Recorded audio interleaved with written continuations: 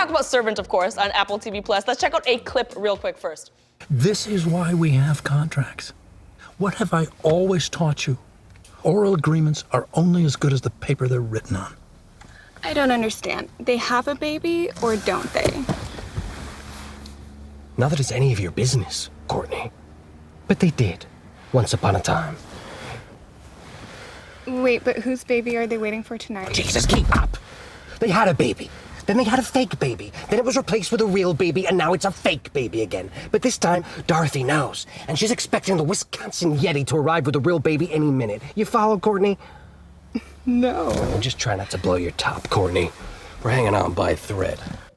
What a scene. It's so much fun. And what I love about it, of course, you know, I love seeing strong women on screen, and this show has so many strong, powerful characters. Now, how do you navigate that space? Not only do we got to deal with, we had the conversation about culture, but now let's talk about the fact that you are a male director, and the story is centered around a lot of women. So how do you approach that?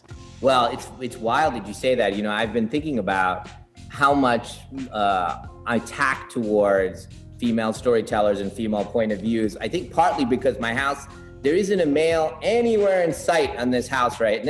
For decades, you know, my 3 daughters, my wife, and we had a female cat. There's no males. Everything is female here. So I think when I write, I'm always thinking about, you know, like if I write Lady in the Water or the Village or something, it's always the ages of my kids and where they are and what they're feeling. And in Servant, you know, the title character is the same age as my daughters. So I'm seeing the world through their eyes. I have found as we've started to make the show that I've been searching out female voices. I feel the reason I'm tacking towards them because they haven't had a chance to tell their stories. So they say it in a unique way to my ear and my eyes. And I can feel that, hey, this is the way the world looks from a slightly different perspective. So I'm drawn to it. So like second season, there's 10 episodes, 7 of them were directed by women. And then the other thing that's really interesting is all 10 directors, only my daughter who directed 2 of the episodes, she was the only one born in the United States. So they're all immigrants. When you are the first at something, you grow muscles in a different way than you do other people that don't need to grow those muscles. And I'm kind of excited by those kind of, you know, edgy and emotional muscles that they have. Right. Ooh, edgy emotional muscles. I like the sound of that.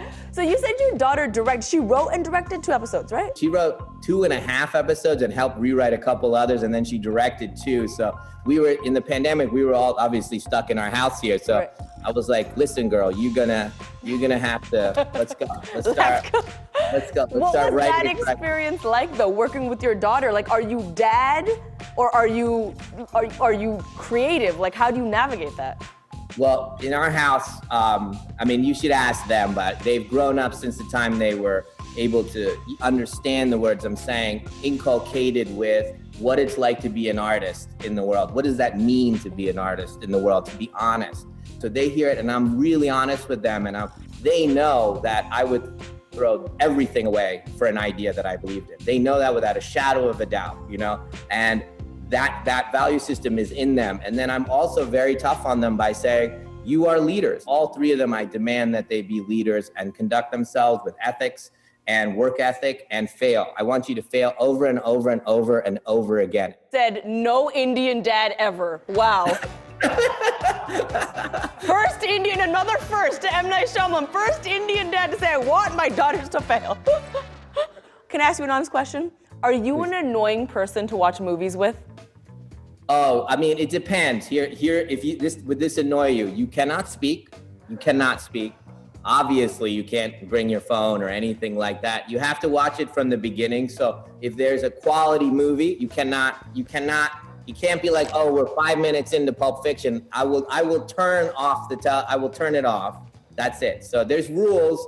And even the kids, when they had sleepovers and stuff, I say, you're gonna have to explain to your friends that they can't speak. I love that. We need to hang out because I'm exactly the same. I'll be watching a movie, and if any of my friends, they'd be like, oh, my phone's on silent. I'm like, the light. I see the light from your phone is distracting me from the Definitely. 100%. No phones. So that means that you're silent. So that means when you're watching a movie now, being a filmmaker, in your brain, are you actually able to follow the story genuinely? Or in your brain, are you like, That direction, that shot. Even when I go on visit a friend on set, like if you were in a movie or something, I came to visit you, like everybody freaks out when I come. I'm like, and I joke with them. I'm like, oh, you're gonna use that lens? Okay, whatever you want. But when I watch, I am the best audience member. I'm all in. Like, you got me. I'm your best audience member. I'm not using that part of my brain at all. Will, what lens are we using? Don't embarrass me. 55? He said 55. Does that mean something to you? Well, it's safe. It's safe. It's a safe thing. He wants to make sure you hire him, and he continues to have a job. You know, all that stuff. I'm not sure. Like, actually, if you were picking a lens for what she's feeling right now, motivationally, it has changed since the beginning of this interview. So it should have probably changed a little bit. That's all right. That's all right. We're on a Zoom, he said. He's full of excuses, this guy. Honestly, okay. Well, it's been such a pleasure speaking to you. I love all of your insights. We are all rooting for you. I'm so proud of you. You have paved the way for so many people, and it's a pleasure to watch. So thank you for everything you do. For everyone at home, make sure you check out Servant on Apple TV Plus and rewatch this interview when you're feeling down, because it's motivation also. Thank you so much, Knight. Thank you so much. What a joy. Oh my God, thank you so much for watching the show. If you click here, I think you can subscribe to the channel. If you click over here, more clips just like this one. Click them.